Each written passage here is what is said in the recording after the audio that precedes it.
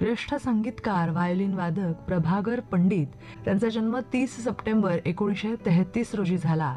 Matric पर्यंतचे शिक्षण साताऱ्याला झाले. संगीताची आवड अगदी लहानपणापासूनच असल्यानं त्यांनी गायनाचं मार्गदर्शन जे आहे ते मटंगे बुवा आणि पेंढारकर बुवा यांच्याकडे घेतलं, तर व्हायोलिनचं शिक्षण त्यांना जे पंडित यांच्याकडनं मिळालं. संगीतात कारकीर्द घडवण्यासाठी ते मुंबईला आले आणि दादर इथं त्यांनी 30 वर्ष एका व्हायोलिन विद्यालयाचं संचालन केलेलं आहे. याशिवाय मुंबई आकाशवाणी केंद्रावर 15 वर्ष ते काम करत होते. मुंबई विद्यापीठाच्या सुगम संगीत विषयाचे ते व्याख्याते तसेच परीक्षक सुद्धा होते आणि संगीत क्षेत्रात सुमारे 45 वर्ष काम करणाऱ्या पंडितांनी जवळजवळ 10 चित्रपट, 20 नाटकं, ध्वनिपिती, संगीतिका, संगीत नाटक यासाठी संगीत दिलेलं आहे. संगीतबद्ध केलेल्या गाण्यांच्या ध्वनिपितीमुळेच प्रभाकर पंडित नावाजले गेले.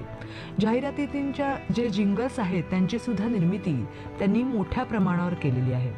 त्यांनी संगीतबद्ध केलेल्या देवाची द्वारी या अजित कडकडे यांच्या आवाजातील ध्वनिपितीनं अत्यंत दुर्मिळ अशा डबल प्लॅटिनम डिस्कचा बहुमान मिळवला होता.